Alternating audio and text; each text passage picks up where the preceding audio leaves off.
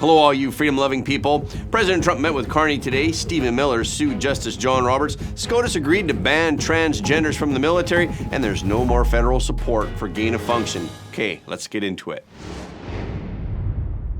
Following President Trump's announcement of a 100% tariff on all non-U.S. produced films, Toronto's Mayor Olivia Chow is worried that the tariff will be devastating to Toronto's thriving film and television industry. Industry surveys show that U.S. studios would prefer to shoot in Toronto, Vancouver, and the U.K. from 2025 to 2026, while California is the sixth most preferred location for filming now. Toronto's film industry employs an average of 30,000 people. In addition to low costs and favorable tax rates, American filmmakers choose Toronto to make their films because of the talented production teams. And nowhere else in the world are there places that have this kind of diverse talents that we have right here in the city of Toronto. So it's going to devastate the American film industry. Hollywood need to rebuild because of the fire, but it really shouldn't come and devastate the film industry by doing the 100% tariff. It's unclear whether the movie tariff applies to television dramas that are filmed outside the United States. Even so, Olivia Chow wants the federal government to address the issue and to protect the Canadian film and television industry from tariffs. So she hopes that Prime Minister Mark Carney addressed the issue when he met with President Trump in Washington, D.C. today. This was the first meeting between the two leaders since Carney's Liberal Party secured victory in the April 28th Canadian federal election. Canada's new Premier, Mark Carney, spoke with President Trump immediately after his victory. President Trump told NBC News on Sunday, "He called me, he was very nice, and I congratulated him." President Trump said that he proposes that Canada be incorporated into the United States. President Trump said, "I'll always talk about that, you know. Why we subsidize Canada to the tune of $200 billion a year. If Canada was a state, it wouldn't cost us. It would be great. It would be it would be a cherished state." President Trump is insistent on Canada becoming the 51st state. Not long ago, the White House spokeswoman confirmed that President Trump is serious about the issue. He's not joking. And President Trump reiterated his position today.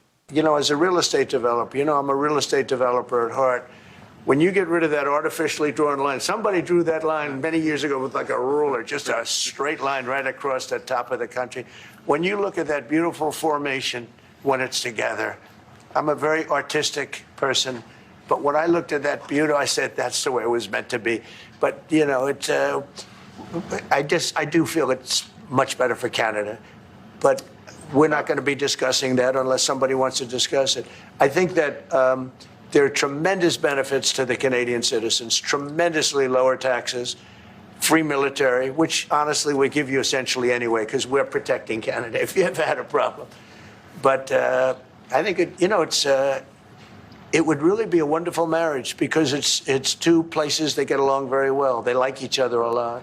After Carney tried to explain that Canada is not for sale and it won't be for sale ever, President Trump said, "Never say never."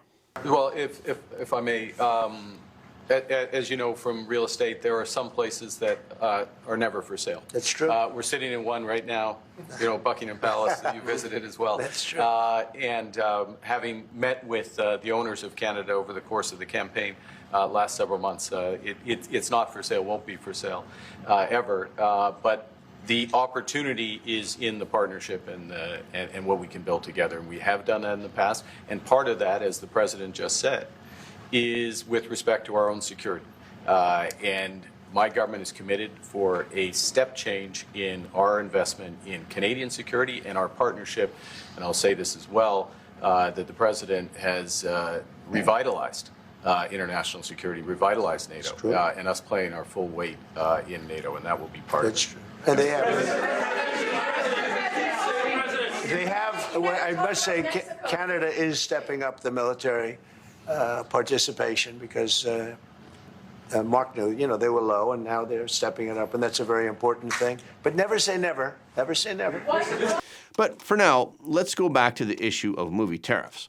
President Trump has not yet announced many specifics of the movie tariff. When asked by reporters on Monday how the movie tariffs would be implemented, White House Deputy Spokesperson Kush Desai said that no final decision had been made on the matter, but he did say that the administration was exploring all options to fulfill President Trump's directive in order to preserve U.S. economic and national security while making Hollywood great again. President Trump appeared to soften his stance on the same day, saying that he would first meet with the representatives of the industry to ensure that the idea was accepted. News of tariffs on movies sent shares of entertainment and media companies down across the board on Monday. Some analysts believe that the tariffs, if implemented, could be more damaging to Netflix, as the streamer relies on companies around the globe to produce the content it streams. Today, the Supreme Court granted a stay that allows the Trump administration to ban troops who identify as transgender. A majority of the justices agreed to stay a preliminary injunction. It was entered by a U.S. district judge in March against the policy of banning troops who identify as transgender, but the injunction is still pending an appeal. So why is this happening? President Trump, in a January executive order, said that people who express a gender identity that diverges from their sex at birth are not eligible for military service. So some affected personnel sued the executive order, alleging that the ban violated their constitutional rights. At first, a U.S. district ordered that the Trump officials did not present any evidence supporting the prohibition of transgender people. Then in April, the Trump team's appeal was denied. As a result, U.S. Solicitor General D. John Sauer went to the Supreme Court and asked it to intervene, and SCOTUS granted the stay.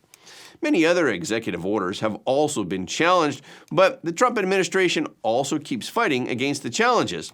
As part of its fight with court rulings that block key actions by the White House, there's a lawsuit against Supreme Court Chief Justice John Roberts.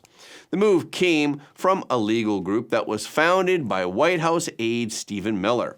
The lawsuit was filed by the America First Legal Foundation against Roberts in his capacity as official head of the U.S. Judicial Conference.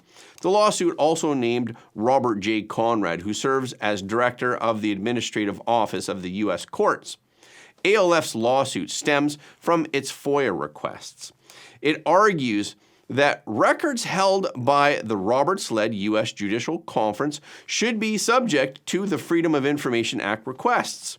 The lawsuit accuses the duo of running what ALF describes as an unconstitutional shadow agency and for violating federal transparency laws.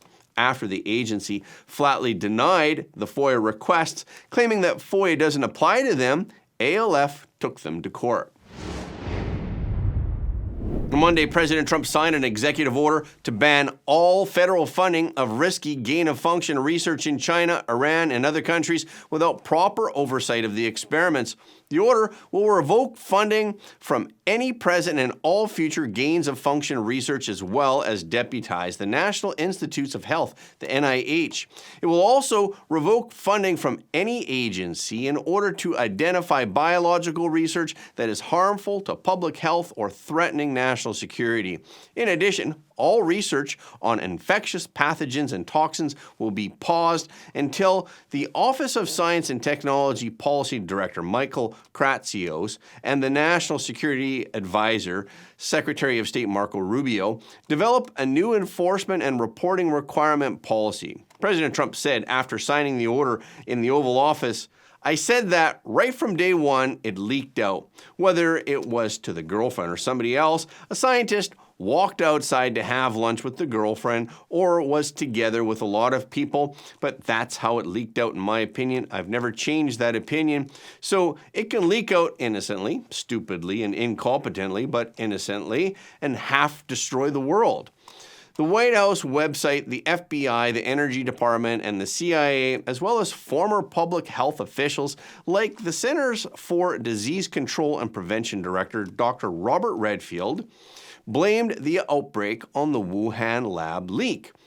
Others, like former NIH Director Dr. Francis Collins and former National Institute of Allergy and Infectious Diseases Director Dr. Anthony Fauci, say that natural spillover from animals to humans is the most plausible explanation.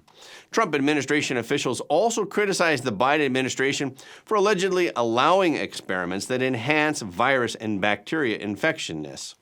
President Biden signed a ban on gain-of-function research in China and other countries of concern into law in December of 2022, but Secretaries of Health and Human Services were able to override that restriction upon review and upon notifying Congress. Health and Human Services Secretary Robert F. Kennedy Jr. said after the signing, "This is a historic day, the end of gain-of-function research funding by the federal government and also controls by private corporations on gain-of-function studies." Robert F. Kennedy Jr. said that the experiments, known as dual-use research for their military applications, had been in and out of use from World War II until 2001. But Kennedy said, "After the 2001 anthrax attacks, we passed the Patriot Act. This act had a little-known provision removing the threat of prosecution for people who violated a bioweapons charter that prohibited research." Robert F. Kennedy Jr. also said that this relaunched a bioweapons arms race that was driven by gain-of-function research. Later, President Obama declared another ban in 2014 in order to implement safeguards, and as a result, Robert F. Kennedy Jr. said that a lot of that research was moved offshore to the Wuhan lab. China engaged in it, developing all kinds of weapons using AI and CRISPR technologies that are really devastating. Russia is deeply engaged in it, Iran and many other countries. We can't point to a single good thing that comes from it. Jay Bhattacharya, the director of the National Institutes of Health, also reacted to the executive order. This is a historic day. The conduct of this dangerous gain-of-function research, which aims at taking pathogens and making them more virulent, more transmissible in humans, many scientists believe is responsible for the COVID pandemic. The conduct of this research does not protect us against pandemics, as some people might say. It doesn't protect us against other nations. What it does is there's always a danger that in doing this research, it might leak out just by accident even, and cause a pandemic. Any nation that engages in this research endangers their own population as well as the world, as we saw during the COVID pandemic. This proclamation makes it so that most science is actually poses no threat to human populations. The vast majority of science will go on under this as normal. But the fraction of this research that has the risk of causing a pandemic, harming every single person on the face of the earth, we're going to put it, this proclamation, this executive order puts in place a framework to make sure that the public has a say, that if such a risk is being taken, that only scientists alone won't be able to decide that. That in fact the public can say, no, don't take this risk. The Trump administration is once again increasing pressure on Harvard University to rid its campus of left-wing bias and anti-Semitic culture. On Monday, the U.S. Department of Education sent a letter to Harvard University announcing an immediate freeze on all future federal research grants at the university until a series of policy requirements are met. Education Secretary Linda McMahon sent a letter to Harvard President Alan Garber on Monday night. The letter said, "Receiving such taxpayer funds is a privilege, not a right. Yet, instead of using these funds to advance the education of its students, Harvard is engaging in a systemic pattern of violating federal law. Where do many of these students come from? Who are they? How do they get into Harvard or even into our country? And why is there so much hate? These are questions that must be answered among many more. But the biggest question of all is, why will Harvard not give straightforward answers to the American public?" In her letter, she made it clear that Harvard should not seek further federal grants because no further funds would be provided. McMahon later wrote, "Harvard will cease to be a publicly funded institution and can instead operate as a privately funded institution, drawing on its colossal endowment and raising money from its large base of wealthy alumni." Prior to that, she listed a series of facts about Harvard that do not match its reputation. McMahon also criticized Harvard's educational standards. She said that Harvard uses an embarrassing remedial math program for undergraduates, and she questioned why a school that is so difficult to get into would teach low-level math. As an Ivy League school, Harvard has an annual acceptance rate of less than 5%.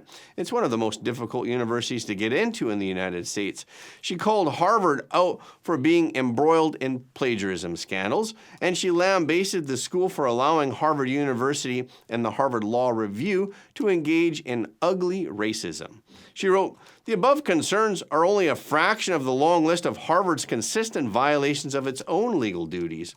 You have an approximately $53 billion head start, much of which was possible by the fact that you are living within the walls of and benefiting from the prosperity secured by the United States of America and its free market system you teach your students to despise."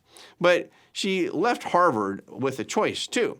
She reminded Garber that the Trump administration had been willing to maintain federal funding to Harvard as long as the school made common sense reforms, as long as they complied with federal law to protect and promote student welfare and they stopped racial preferencing.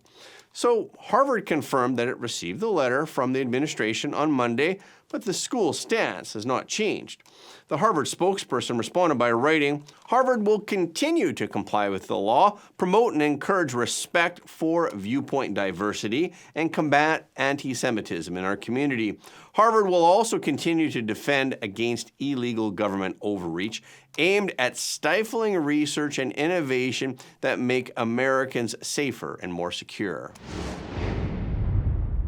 An Israeli official said on Monday, the Israeli Security Cabinet voted to approve a new ground plan of action that includes taking over the Gaza Strip, moving all Gazans to the south, and agreeing to a plan to control the distribution of aid. The ground operation known as Gideon's Chariots is designed to suppress Hamas and secure the release of all hostages. It marks a strategic shift for Israel since the breakdown of the temporary ceasefire in March. The plan will be implemented after President Trump's visit to the Middle East next week. The period of President Trump's visit will serve as a window for reaching a hostage release agreement. If the hostage release agreement is not reached, Operation Gideon's Chariots will continue at full force until all objectives are reached. A Chinese company that will provide key equipment for new wind farms in NATO member countries has been found to have a Chinese communist military background. Despite warnings from government defense think tanks, Germany has decided to appoint the Chinese company Minyang Smart Energy as the equipment supplier for its Water Kant wind farm project in the North Sea. Minyang Smart Energy was founded by Zhong Chan Wei, who was a retired military officer. He has close ties to the CCP and the People's Liberation Army. The Minyang company also employs a large number of veterans. In Western countries, veterans are highly respected. The government also provides certain incentives for entrepreneurship, but this is not the case in China. In China, after soldiers are discharged from the army, many of them become marginalized individuals. And those who were able to start big companies and do big business after they retired from the military almost certainly had close ties to the government. Minyang's founders would fall into this category.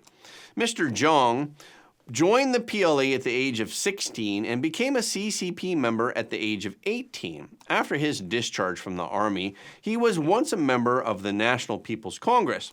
This position is awarded to the most active and stable members of the CCP. In January of 2024, the German Institute for Defense and Strategy issued a report warning that the CCP was attempting to gain leverage in order to influence the global order through private enterprises such as the Minyang Group. In the event of a crisis, the critical infrastructure provided by the Chinese side could be manipulated and rendered ineffective. The think tank indicated that allowing Chinese companies to supply wind power equipment poses technical, political, and supply chain risks, and they explicitly advised the German government not to do so. Arnold C. Dupuy, the chairman of the Energy Security Program at NATO's Science and Technology Organization, also suggested that Chinese companies should not be allowed to participate in the project. He also cited the example of the U.S. The U.S. had previously accused the CCP of infiltrating U.S. infrastructure through the Typhoon Volt cyber hacking campaign. Germany's energy projects could also be used by the CCP to carry out cyber attacks. In addition, some critics have expressed concern about the proximity of the wind power project to the German military's live fire exercise area, and they worry that this could open the door for the Chinese Communist Party to use state subsidies to dump wind energy equipment in Europe, thereby harming European suppliers. However, Lisa Zillison, a spokeswoman for the German asset management company Luxcara, told Newsweek that the wind project was technically safe. She said that the company is fully aware of the political implications of awarding the turbine contract to the Minyang Group. But renewable energy targets and energy security projects cannot be achieved without equipment components from Chinese companies. In recent years, orders for Chinese-made wind turbines in Europe have been increasingly rapid. This is due to the overcapacity of wind power equipment in China. Therefore, Chinese companies are trying to squeeze into the European market. European industry representatives claimed that Chinese manufacturers offered incentives such as deferred payment, and they sold their products at prices up to 50% lower than their European competitors, making it difficult for them to resist effectively. And that's a wrap for this episode. Thank you so much for your support of Front Page. Please remember to leave us a comment below the video. This is really helping us to be seen all around the world. The more people who watch Front Page, the more freedom-loving people the world will have. And please hit the like button and hit the notification bell after you subscribe. And please share this video with your friends and family because everybody deserves to know the truth.